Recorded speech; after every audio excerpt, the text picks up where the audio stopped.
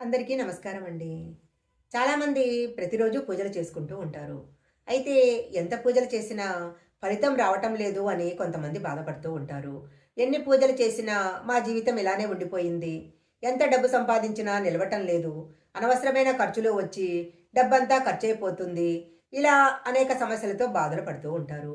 ఇలా సమస్యలతో బాధపడేవారు తాము పూజ చేసేటప్పుడు ఏదైనా పొరపాట్లు చేస్తున్నారేమోనని ఒకసారి సరిచూసుకోవాలి.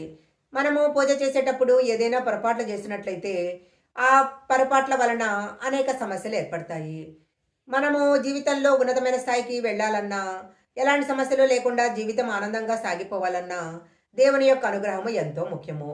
దేవుని యొక్క అనుగ్రహం పొందాలంటే పూజలు తప్పనిసరిగా చేయాలి. ఈ పూజలు చేసేటప్పుడు ఏదైనా పొరపాటు చేసినట్లయితే, దైవానుగ్రహంకి బదులు సమస్యలు ఏర్పడటం జరుగుతుంది. ఈ వీడియోలో మనము పూజ చేసేటప్పుడు ఎలాంటి పొరపాట్లు చేయకూడదో తెలుసుకుందాము. ముందుగా ఒక చిన్న రిక్వెస్ట్ అండి. మీరు గనక మా ఛానల్ మొదటిసారి చూస్తున్నట్లయితే వెంటనే సబ్స్క్రైబ్ చేసుకోండి. పక్కనే ఉన్న బెల్ ఐకాన్ని యాక్టివేషన్ చేసుకుంటే మేము పెట్టే వీడియోలన్నీ కూడా మీకు ముందుగానే నోటిఫికేషన్‌గా వస్తాయి. ఇక లేట్ చేయకుండా ఇంట్లో పూజ చేసుకునేటప్పుడు ఎలాంటి పొరపాట్లు చేయకూడదో ఇప్పుడు మనం తెలుసుకుందాము. ప్రతిరోజు పూజ చేసుకోవటానికి ఏ సమయం అనుకూలమైనది అని అనేక మంది సందేహపడుతూ ఉంటారు. తెల్లవారుజామున 4 గంటల నుంచి 5 గంటల సమయాన్ని బ్రహ్మ ముహూర్తం అంటారు. ఈ బ్రహ్మ ముహూర్తం సమయంలో దేవతలు భూలోకంలో సంచారం చేస్తూ ఉంటారు. ఈ సమయంలో కనుక ఇంట్లో పూజలు చేసుకొని దేవుణ్ణి గనక కోరిక కోరుకున్నట్లయితే ఆ కోరికలు తప్పకుండా నెరవేరుతాయి అని అంటారు. అందువలన తెల్లవారుజామున 3 గంటల నుంచి 5 గంటల మధ్యలో గనక పూజ చేసుకోవటానికి చాలా ఉత్తమమైన సమయము. ఒకవేళ ఈ సమయంలో పూజ చేసుకోవటానికి కుదరకపోతే 10 గంటల లోపు పూజ చేసుకోవాలి. 12 దాటిన తర్వాత మాత్రము ఎలాంటి పరిస్థితిలో ఇంట్లో పూజ చేసుకోకూడదు. 12 తర్వాత పూజ చేసినట్లయితే ఇంట్లో అనేక చెడు ఫలితాలు ఏర్పడతాయి. ఇంట్లో పూజ చేసేటప్పుడు ఒక రాగి చెంబులో నీళ్లు పోసి పూజా గదిలో తప్పనిసరిగా పెట్టాలి. ఎందుకంటే రాగి చెంబులో ఉండే నీటిలో బ్రహ్మ, విష్ణు, మహేశ్వరులు కొలువై ఉంటారు. పూజ పూర్తయిన తర్వాత ఈ నీటిని తప్పకుండా ఇంట్లో ఉన్న అందరూ తీర్థంలా తీసుకోవాలి. దీని వలన అనేక మంచి ఫలితాలు లభిస్తాయి. దేవుని ముందు ఉంచిన ఈ నీటిలో చాలా శక్తి ఉంటుంది. దేవుడి పూజ చేసిన తర్వాత నైవేద్యం పెట్టడం అనేది తప్పనిసరి. చిన్న బెల్లం ముక్కైనా సరే దేవుడికి నైవేద్యం పెట్టాలి. దేవుడి స దేవుడికి పూజ చేసిన తర్వాత పంచదార కనుక నైవేద్యంగా పెట్టినట్లయితే ఇంట్లో ఉన్న చిన్న పిల్లలకు ఎలాంటి అనారోగ్య సమస్యలు లేకుండా ఆరోగ్యంగా ఉంటారు. పటిక బెల్లాన్ని నైవేద్యంగా పెడితే ఇంట్లో ఉన్న వారికి ఎలాంటి అనారోగ్య సమస్యలు ఉండవు. దేవుడికి నైవేద్యం పెట్టేటప్పుడు మధ్య మధ్యలో నీళ్లు చల్లుతూ ఉండాలి. దేవుడికి నైవేద్యం పెట్టిన తర్వాత ఒక 5 నిమిషాలు అలా వదిలేసి మీరు బయటకు వచ్చేయాలి. అప్పుడే దేవుడి యొక్క చల్లని చూపు మీ పైన ఉంటుంది. పూజా గదిలో నెమలికలు ఉంచినట్లయితే చాలా మంచిది. పూజ పూర్తయిన తర్వాత నెమలికలతో దేవుడి పటానికి సేవ చేయాలి. ఇలా చేస్తే దేవుడి యొక్క అనుగ్రహము తప్పకుండా మీ మీద ఉంటుంది. పూజా గదిలో తప్పనిసరిగా పసుపు కలిపిన అక్షింతలు ఉంచాలి. పూజ పూర్తయిన తర్వాత ఈ అక్షింతలను అందరూ కూడా తల మీద వేసుకోవాలి. ఏదైనా పని మీద బయటికి వెళ్ళేటప్పుడు పూజా గదిలో ఉన్న అక్షింతలను తల మీద వేసుకొని వెళ్ళినట్లయితే ఆ పనిలో విజయం తప్పకుండా లభిస్తుంది. పూజా గదిలో చినిగిపోయిన చిత్రపటాలు, అలాగే విరిగిపోయిన విగ్రహాలు ఉండకూడదు. ఇలాంటి చిత్రపటాలకు, విగ్రహాలకు ఎంత పూజ చేసినా కూడా ఎలాంటి ఫలితము రాదు. ఇలాంటి విగ్రహాలు పూజా గదిలో ఉన్నట్లయితే ఇంట్లో నెగటివ్ ఎనర్జీ వ్యాపిస్తుంది. పూజా గదిలో చనిపోయిన వారి యొక్క చిత్రపటాలను ఉంచకూడదు. చనిపోయిన వారి మీద చనిపోయిన వారి మీద అభిమానం చూపించటం మంచిదే కానీ పూజా గదిలో దేవుడితో సమానంగా వారి యొక్క ఫోటోలను పెట్టకూడదు. ఇంట్లో ఇంకేదైనా గదిలో దక్షిణముఖంగా చనిపోయిన వారి యొక్క ఫోటోలను ఉంచినట్లయితే మంచిది. పూజా గదిలో పూజ చేసుకునేటప్పుడు కొంతమంది నిలబడి హడావుడిగా పూజ చేసేసి వెళ్ళిపోతుంటారు. పూజా గదిలో ఎప్పుడు నిలబడి పూజ చేయకూడదు. ఏదైనా ఆసనం వేసుకొని కూర్చొని నిదానంగా పూజ చేసుకోవాలి. కింద ఆసనం లేకుండా నేల మీద ఎలాంటి పరిస్థితుల్లో కూర్చోకూడదు. పూజ పూర్తయిన తర్వాత వేసుకున్న ఆసనాన్ని తీసి పక్కన పెట్టాలి. లేకపోతే దాని మీద దుష్టశక్తులు వచ్చి కూర్చోవటం జరుగుతుంది. పూజా గదిలో పూజ చేసుకునే సమయంలో దీపారాధన కుందులు నేల మీద పెట్టకూడదు. కింద ఏదైనా తమలపాకు కానీ ప్లేట్ కానీ పెట్టి దాని మీద దీపారాధన చేసుకోవాలి. దీపారాధన వేసేటప్పుడు ఏక ఒత్తితో దీపారాధన చేయకూడదు. 2 ఒత్తులు వేసుకుంటే చాలా మంచిది. అలాగే పూజా గదిలో మనము పూజ చేసుకునే సామానుని ఎప్పటికప్పుడు శుభ్రం చేసుకుంటూ ఉండాలి. ముందు రోజు పూజ చేసిన దీపారాధన కుందులను అలాగే ఉంచి దీపారాధన చేయకూడదు. వాటిని శుభ్రం చేసుకొని దాంట్లో వాటిని శుభ్రం చేసుకున్న తర్వాతనే మర్నాడు పూజ ప్రారంభం చేయాలి. పూజా గదిలో కొంతమంది ముందు పూజ చేసిన పూలు కొంతమంది ముందు రోజు పూజ చేసిన పూలు తాజాగా ఉన్నాయని అలాగే ఉంచేస్తారు. అయితే ఎట్టి పరిస్థితుల్లో ముందు రోజు పూజ చేసిన పువ్వులను అలాగే ఉంచకూడదు. అవి తాజాగా ఉన్నా సరే వాటిని తీసేసి వేరే పూలతో పూజ చేయాలి. పూజా గదిలో ముందు రోజు పూజ చేసిన ఎండిపోయిన పూలు, అలాగే అగరొత్తుల పొడి ఇలాంటివన్నీ కూడా కొంతమంది కవర్లో వేసి పూజా గదిలో ఒక పక్కన పెట్టేస్తూ ఉంటారు. అలా ఎప్పుడూ పెట్టకూడదు.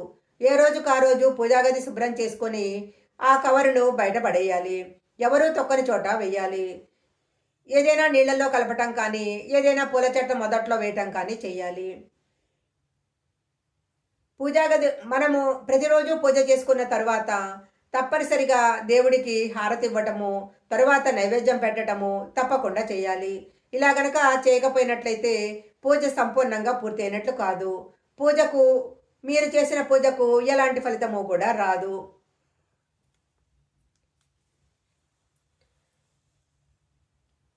ప్రతిరోజు పూజ చేసుకునేటప్పుడు కానీ, దేవాలయానికి వెళ్ళినప్పుడు కానీ తప్పకుండా పువ్వులు సమర్పిస్తూ ఉంటారు.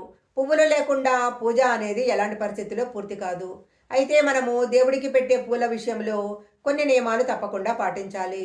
దేవుడికి పెట్టే పూలు వాడిపోయినవి కానీ, రెక్కలు తెగిపోయిన వాటిని కానీ, మొగ్గలుగా ఉన్న వాటిని కానీ పూజకు ఉపయోగించకూడదు. మొగ్గలుగా ఉన్న పూలతో పూజ చేసినట్లయితే ఇంట్లో ఉన్న చిన్నపిల్లలకు అనారోగ్య సమస్యలు వస్తాయి. పూలు కోసుకునేటప్పుడు ఎడమ చేత్తో కొయ్యకూడదు. చెప్పులేసుకొని పూలు కొయ్యకూడదు. ఒక్కొక్కసారి మనము పూలు కోసేటప్పుడు కానీ, పూజ చేసేటప్పుడు కానీ పూలు కింద పడిపోతూ ఉంటాయి. అలా కింద పడిపోయిన పూలను మళ్ళీ తిరిగి పూజకు ఉపయోగించకూడదు.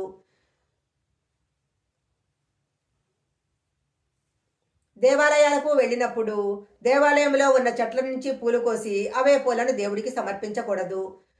మనము విడిగా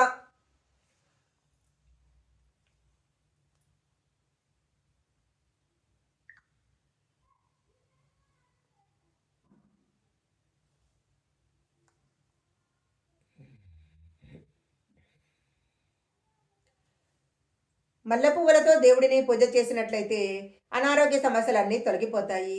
గన్నేరు పూలతో పూజ చేస్తే వ్యాపారంలో అధిక లాభాలు వస్తాయి. ఇంట్లో పూజ చేసుకునేటప్పుడు ఆడవాళ్ళ కంటే మగవాళ్ళు పూజ చేస్తేనే ఎక్కువ ఫలితం లభిస్తుంది. స్త్రీలు చేసే పూజలు కేవలము వారి యొక్క సంతానానికి మాత్రమే పుణ్యాన్ని వర్తింపజేస్తుంది. కుటుంబంలో ఉన్న మగవాళ్ళు కనుక పూజ చేసినట్లయితే కుటుంబం మొత్తానికి మంచి ఫలితాలు వస్తాయి. మగవాళ్ళు పూజా గదిలో దీపం వెలిగిస్తే ఆ ఇంటికి అష్టైశ్వర్యాలు సిద్ధిస్తాయి. మీకు ఏర్పడిన ఆర్థిక సమస్యలు తొలగిపోవాలన్నా, ఇంట్లో ఎప్పుడు డబ్బు పుష్కలంగా ఉండాలన్నా పూజ చేసే సమయంలో ఓం హ్రీం శ్రీం లక్ష్మీ వాసుదేవాయ నమః అనే మంత్రాన్ని 3 సార్లు చదవాలి. ఈ మంత్రానికి ఉన్న శక్తి అంతులేనిది. కొంతమంది సంతానం కోసం బాధపడుతూ ఉంటారు. అలాంటి వారు ఓం కలికృష్ణాయ నమః అనే మంత్రాన్ని సంతానం కోసం సంతానం కావాలి అని అనుకునేవారు ఓం కలి నారాయణాయ నమః అనే మంత్రాన్ని 3 సార్లు జపించాలి. 5 ఒత్తులతో దీపం వెలిగిస్తే మీ ఇంట్లో డబ్బుకి ఎలాంటి కొరత ఉండదు. ఇంట్లో పూజ చేసిన తర్వాత దేవుని ముందు కోరిక కోరుకొని గంట కొట్టినట్లయితే మీ కోరిక తప్పకుండా దేవుని పాదాల దగ్గరకు చేరుకుంటుంది. పూజ పూర్తయిన తర్వాత కొద్దిసేపు పూజ పూజ పూర్తయిన తర్వాత పూజ పూర్తయిన తర్వాత పూజాగది తలుపులు కొద్దిసేపు తెరిచి ఉంచాలి. దీపారాధన చేసిన తర్వాత దీపాలు వెలుగుతున్నంతసేపు పూజా మందిరం తలుపులు తెరిచి ఉంచితే మంచిది. లక్ష్మీదేవికి ఎర్ర గులాబీ పూలంటే ఇష్టం కాబట్టి శుక్రవారం పూజ చేసేవారు లక్ష్మీదేవి చిత్రపటానికి గులాబీ పూలను అలంకరించాలి. శుక్రవారము తులసి చెట్టుకు పూజ చేసేవారు శుక్రవారం రోజు తులసీమాతకు పూజ చేసేవారు కొద్దిగా పచ్చిపాలను నైవేద్యంగా పెట్టినట్లయితే ఇంట్లో ఎలాంటి ఆర్థిక సమస్యలు లేకుండా ఉంటాయి.